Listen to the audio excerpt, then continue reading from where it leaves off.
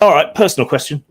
If you could walk on any planet or moon in the solar system, which would you choose and why?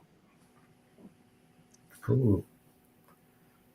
For me, it's Titan. I'm fascinated by that planet, and it's Titan, because it may have liquid water. yeah, it's ammonia oceans. I am fascinated with that moon. One big hydrocarbon slushy. Yeah, I would be fascinated. What would the space suits look like? You actually be dealing with a spacecraft that needs to deal with atmosphere. You have re-entry to deal with, which is not, well, it's the case on Mars too. It's just a very, very, very thin atmosphere, but it's a real part of the challenge at Titan. I find that moon very fascinating, and that's where I'd like to set foot if I could. Yeah. You too, Sandy?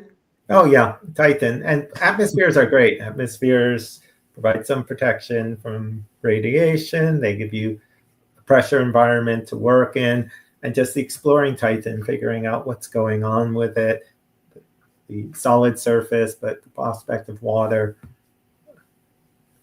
The other one, though, would, if I can have two, of course, way out there. Why not? Kind of an off-the-cuff one is Triton, the moon of Neptune. That's way out there and probably beyond the 20 to 30 year scope of this game. But I'm fascinated with the moon Triton. It orbits in the opposite direction of Neptune's other moons. It's got volcanoes that shoot ice into the well, not into the air. There isn't any.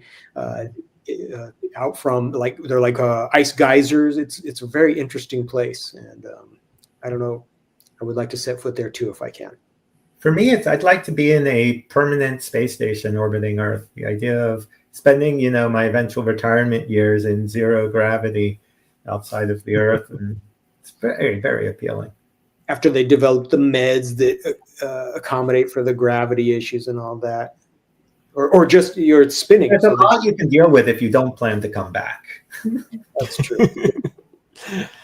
There was a science fiction story about very old rich people sort of going to space because it was less strain on their bodies or something. I wish I could remember what it was. I would choose Europa for two reasons. It does seem like a good prospect for life, so I'd love to poke around there. And also, there was an old science fiction art book called Thomas Cook's Galactic Tours, and it advertised skiing on Europa, which looked like a lot of fun in the low gravity.